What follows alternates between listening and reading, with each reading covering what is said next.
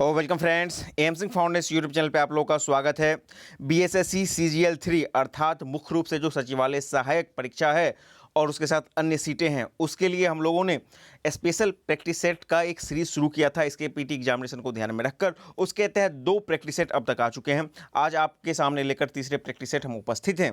पूरे 150 प्रश्नों का ये सेट होगा, जो उसका 2 भाग होगा, यानी कि 75 क्वेश्चंस का सॉल्यूशन जीएस वाले का आपको इस वीडियो में दिया जाएगा और 75 क्वेश्चंस आपको हमारे टेलीग्राम चैनल पर अवेलेबल रहेगा। और टेलीग्राम चैनल का लिंक इस वीडियो के डिस्क्रिप्शन बॉक्स में है। आज के सेट का जो कट ऑफ रखा गया है वो रखा गया है 108 प्लस, यानी कि दोनों सेक्शन मिलाकर के निगेटिव काटने के बाद यदि 108 प्लस आपके सही आ रहे हैं तो आपकी तैयारी अच्छी जा रही है। देखिए, बहुत सारे छात्रों के दिमाग में ये बात चल रहा है कि अभी तो इसके एग्जामिनेशन का डेट कंफर्म हुआ ही नहीं है, तो तैयारी कैसे की जाए, नहीं की जाए। यदि आप इस उपाव की स्थिति में है तो आपके पीटी रिजल्ट यानी कि फाइनल सिलेक्शन तक का जो दौर होगा वो बंद हो जाएगा। क्यों? क्योंकि आपने देखा होगा कि अभी हाल ही में जो फर्स्ट इंटर लेवल का जो पीटी का कट ऑफ दिया गया है वो करीब 96.97 कुछ ऐसा करके है, अर्थात लगभग 97 परसेंटाइल। जी हाँ, यूआर के लिए, और बीसी के लिए भी लगभग 95 समथिंग था। ठीक है ना?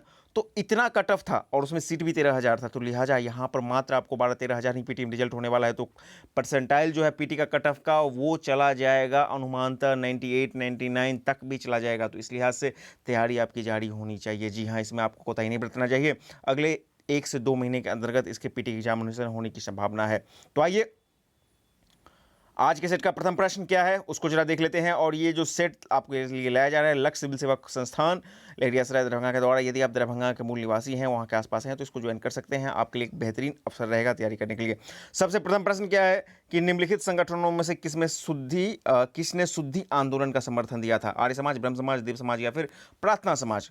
तो आर्य समाज शुद्धि आंदोलन, ठीक है ना, स्वामी सहजानंद सरस्वती, इनके द्वारा ये शुरुआत किया गया था। ठीक है ना। और ब्रह्म समाज राजा राम मोहन राय। अगला देख लेते हैं, स्थानीय शासन व्यवस्था के लिए किस वायसराय के समय प्रोत्साहन मिला? मेयो, डफरिन, रिपन या फिर कर्जन? रिपन के समय जो स्थानीय स्वशासन के लिए मैग्ना कार्टा कहा जाता है वो लाया गया था। तो ऑप्शन बी इसका सही हो जाएगा। अगला देख लेते हैं, इंडिया डिवाइडेड पुस्तक के लेखक कौन थे? 4 ऑप्शन है, इत्मीनान से आप लोग देख सकते हैं। आप लोग चाहें तो वीडियो को 2-3 सेकंड के लिए पॉज भी कर सकते हैं ताकि अपने आंसर को एनालाइज कर सकें। इंडिया डिवाइड बहुत ही फेमस पुस्तक है आपको डॉक्टर राजेंद्र प्रसाद की।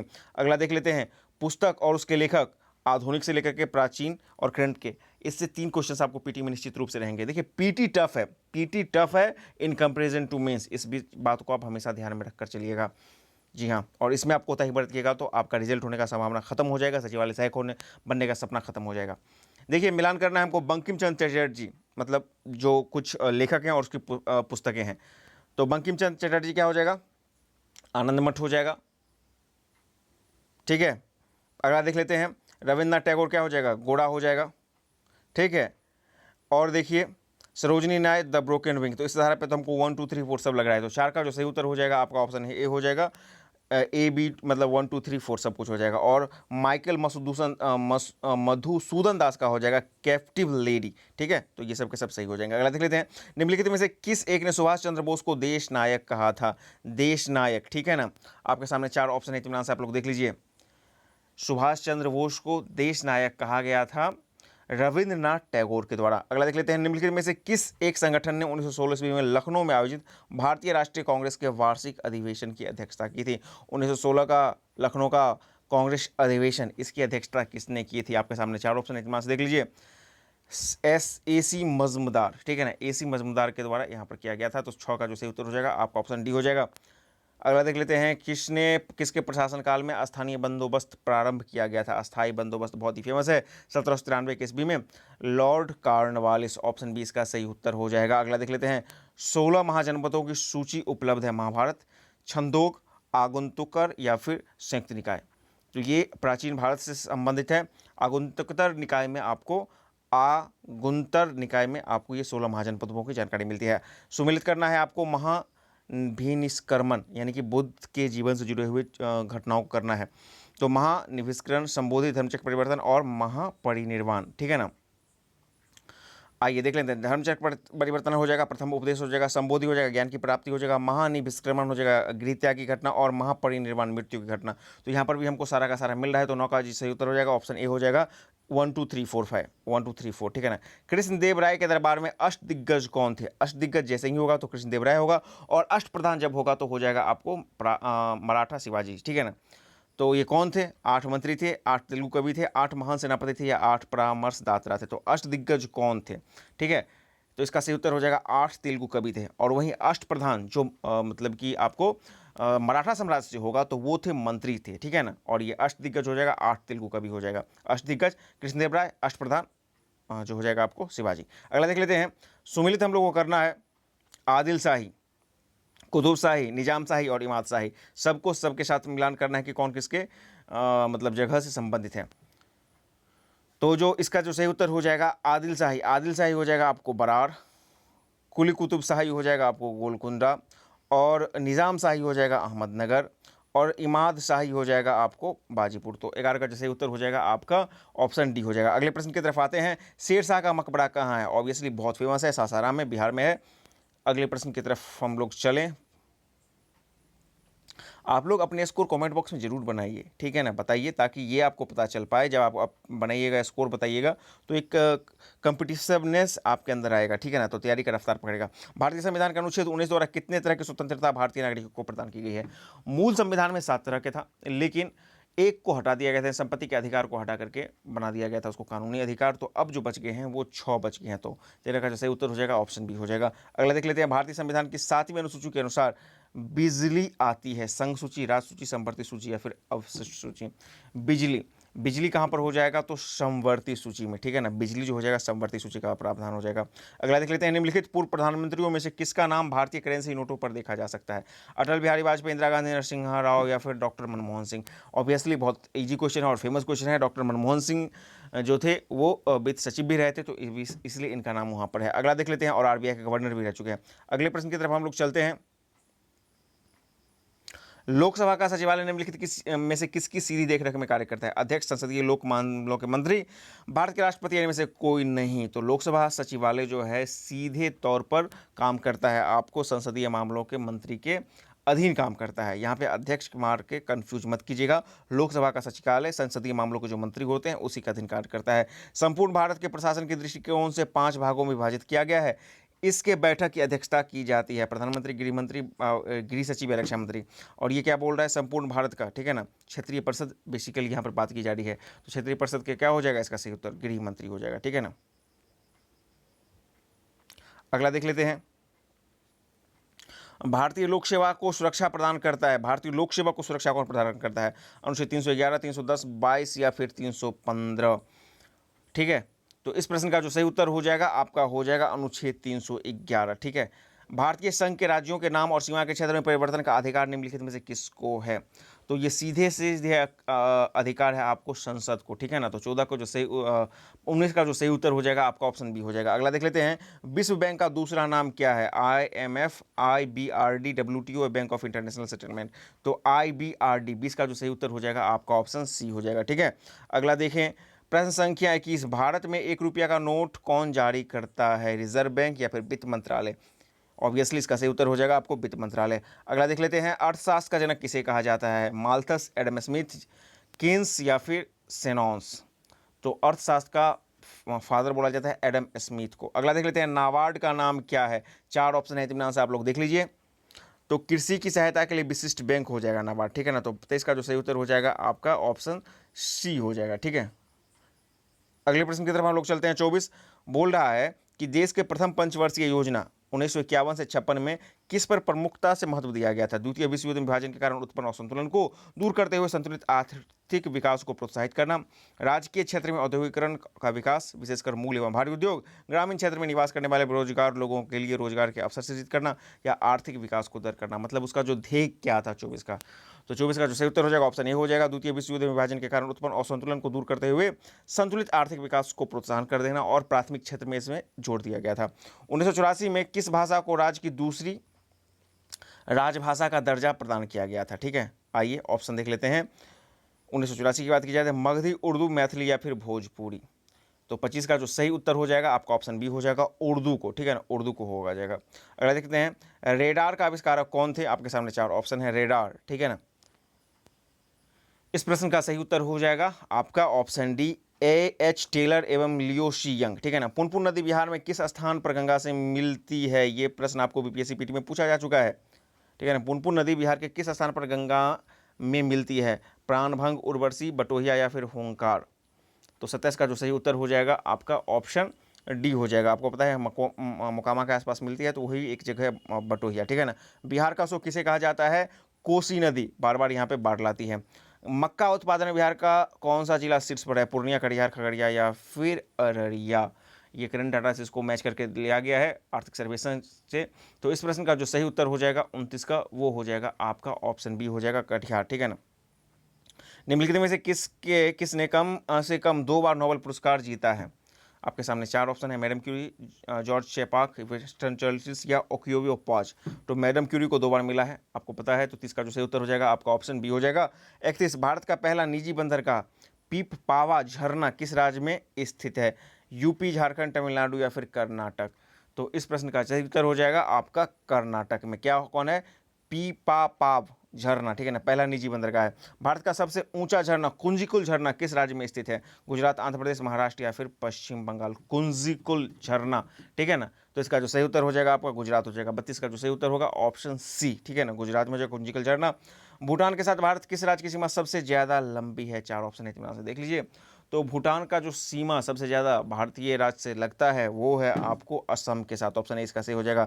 34, हिरोशिमा और नागासाकी जापान के किन 2 द्वीपों पर है? ये बहुत फेमस क्वेश्चन है, ठीक है ना। बीपीएससी से एक इसका पार्ट पूछा गया था। तो इसका जो सही उत्तर हो जाएगा होन्सू, हिरोशिमा होन्सू और नागासाकी क्यूशू। ऑप्शन ए इसका सही हो जाएगा, ठीक है ना। बहुत भिविया क्वेश्चन है ये, होन्सू और क्यूशू। विश्व का सर्वाधिक 25% थोरियम का भंडार किस देश में है? आपको पता है कि भारत, केरल, ठीक है ना, तो वहाँ पे जो है बालू में थोरियम पाया जाता है। तो ऑप्शन इसका सही हो जाएगा। भारत में कच्चे नमक का सर्वाधिक उत्पादक किस राज्य में किया जाता है? बिहार, पश्चिम बंगाल, कर्नाटक या फिर असम? इसमें से हमको देखना है। तो 36 का जो सही उत्तर हो जाएगा आपका ऑप्शन सी, पश्चिम बंगाल में। भारत में कच्चे नमक का सर्वाधिक उत्पादन, ठीक है ना। तो 36 का सही उत्तर हो जाएगा ऑप्शन सी हो जाएगा। अगला देख लेते हैं। लोहा और इस्पात निम्नलिखित उद्योग में से किस स्थान पर जर्मनी तकनीक सहयोग से लगाया गया है? भीरू, राज, दबे दबे। ये एक मतलब कि ट्रिक है याद करने का। भीरू मतलब भिलाई, रूस से, ठीक है ना, भीरू, राज, ठीक है ना, जर्मनी से, राउरकेला जर्मनी से, भीरू, भीरू, राज, दबे दबे, ठीक है ना, जर्मनी से राउरकेला जर्मनी हो जाएगा। और दबे दबे यानी कि दुर्गापुर हो जाएगा आपको ब्रिटेन से।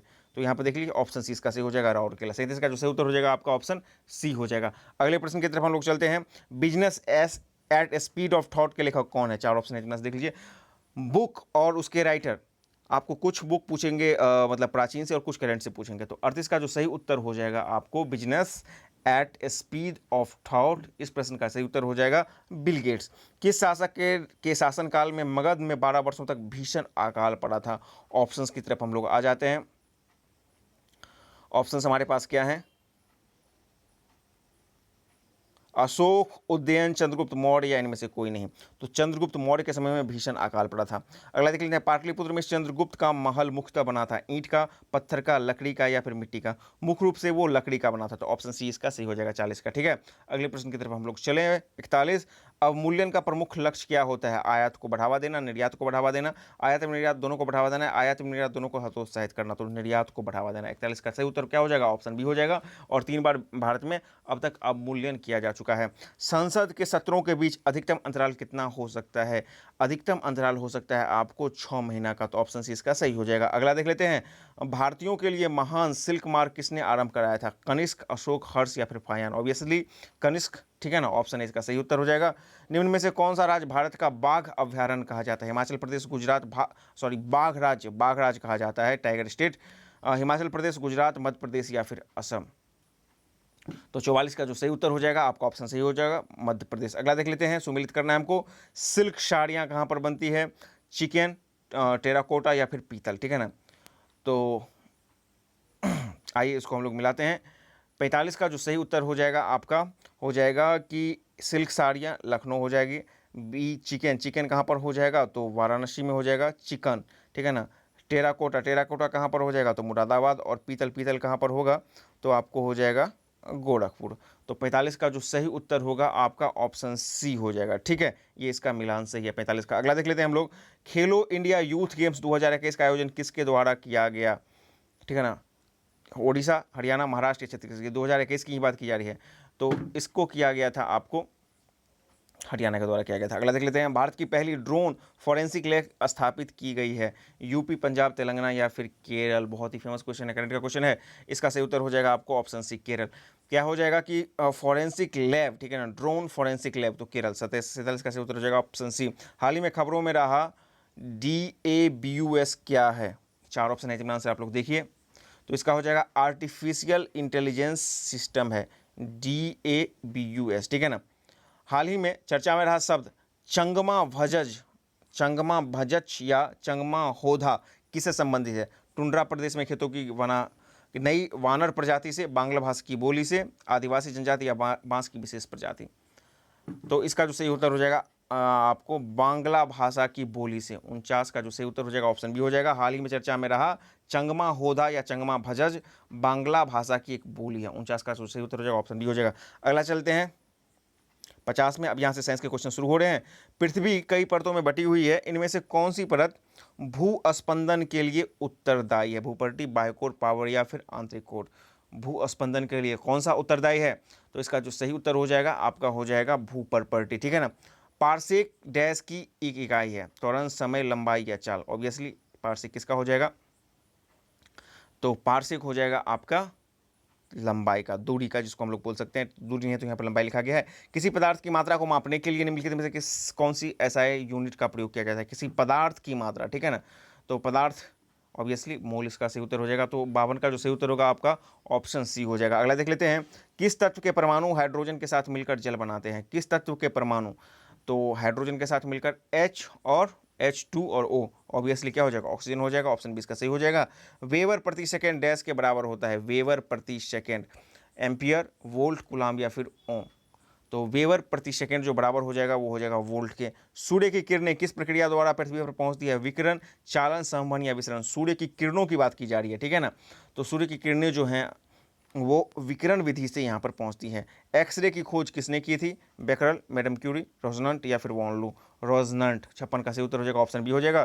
त्वरण का मात्रक है मीटर सेकेंड, मीटर पर सेकेंड या फिर सेकेंड स्क्वायर पर मीटर। तो 57 का जो सही उत्तर हो जाएगा आपका ऑप्शन सी हो जाएगा, मीटर पर सेकेंड स्क्वायर। जंतु चाराकल प्राप्त होता है, जंतु चारकाल प्राप्त होता है, जंतु चारकॉल एक्चुअली यहाँ पे है, ठीक है ना। तो 58 आपके ऑप्शन पहले सारे देख लीजिए 58 के। तो 58 का जो सही उत्तर हो जाएगा कि जंतु का चारकोल प्राप्त होता है वायु की अनुपस्थिति में जंतुओं के हड्डियों के जलने से, तो जंतु का चारकोल प्राप्त होगा। गोबर गैस का प्रमुख घटक क्या है, कार्बन डाइऑक्साइड, एसिटिलीन, एथिलीन या फिर मीथेन। गोबर गैस, ठीक है, तो गोबर गैस का क्या हो जाएगा आपको, मीथेन हो जाएगा। तो 59 का सही उत्तर हो जाएगा आपका ऑप्शन डी हो जाएगा, ठीक है। अगले प्रश्न की तरफ हम लोग चलते हैं। प्रश्न संख्या 60, घरेलू ईंधन के रूप में काम में लाई जाने वाली गैस है, ऑक्सीजन, नाइट्रोजन, क्लोरीन, LPG। तो LPG इसका सही उत्तर हो जाएगा। प्राकृतिक गैस में सर्वाधिक मात्रा में उपस्थित यौगिक हाइड्रोजन तथा निम्नलिखित में से किससे बना होता है। प्राकृतिक गैस में सर्वाधिक मात्रा में उपस्थित यौगिक हाइड्रोजन तथा निम्नलिखित में से किस में बना होता है, सल्फर, कैल्शियम, नाइट्रोजन या फिर कार्बन। 61 का जो सही उत्तर हो जाएगा ऑप्शन बी हो जाएगा, कार्बन, ठीक है ना। ये जो आप हाइड्रोकार्बन जिसको बोलते हैं वही इसकी बात की जा रही है, ठीक है। अगला देखते हैं, ऐसा प्राकृतिक पदार्थ जो केवल एक ही तत्व से बना होता है और जिससे ऊर्जा प्राप्त की जा सकती है, निम्नलिखित में से कौन है। एक ही तत्व से बना हुआ है लेकिन उससे ऊर्जा भी यहाँ पर प्राप्त की जा सकती है। तो इसका ऑप्शन हम लोग देख लेते हैं, पेट्रोलियम, कोयला, जल और वायु। तो इसका सही उत्तर हो जाएगा 62 का आपका ऑप्शन बी हो जाएगा, कोयला, ठीक है। अगला देख लेते हैं, निम्नलिखित में से किसके संश्लेषण के लिए कोलेस्ट्रॉल आवश्यक होता है, इंसुलिन, ग्लाइकोजन, एरोस्ट्रियोल के उपयुक्त सभी। तो 63 का जो सही उत्तर हो जाएगा आपका ऑप्शन बी हो जाएगा, एस्ट्रियोल।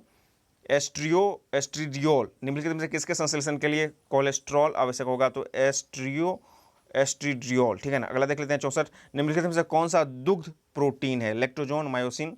दूध किससे मतलब दूध स्रावित करने वाला प्रोटीन कौन है, और ऑप्शन देख लेते हैं 64 के हम लोग। 64 का और ऑप्शन देखते हैं,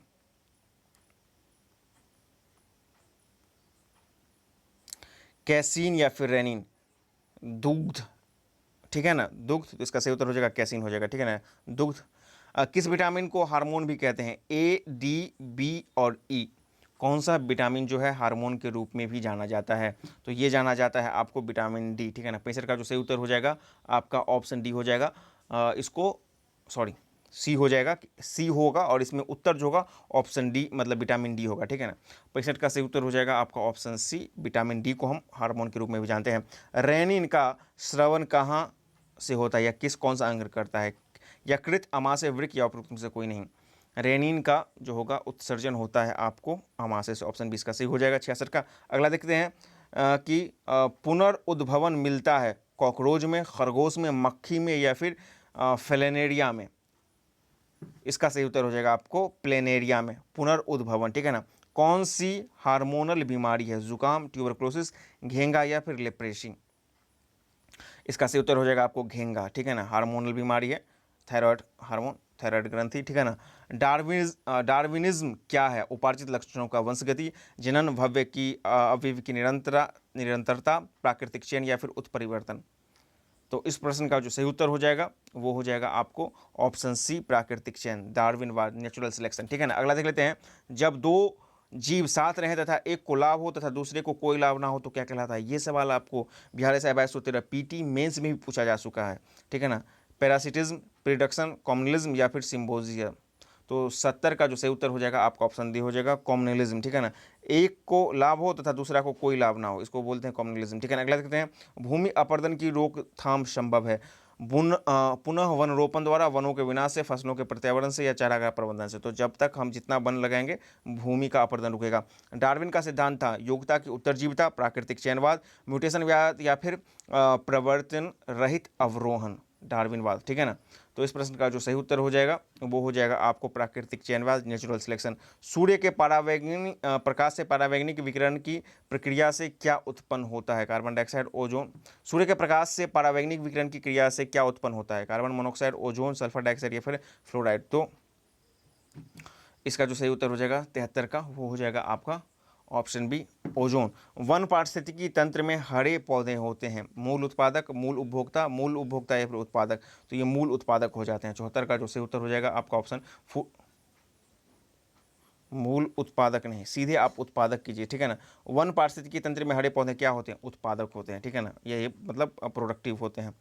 अगला देखते हैं, 1 माइक्रोन किसके बराबर होता है? 1 माइक्रोन।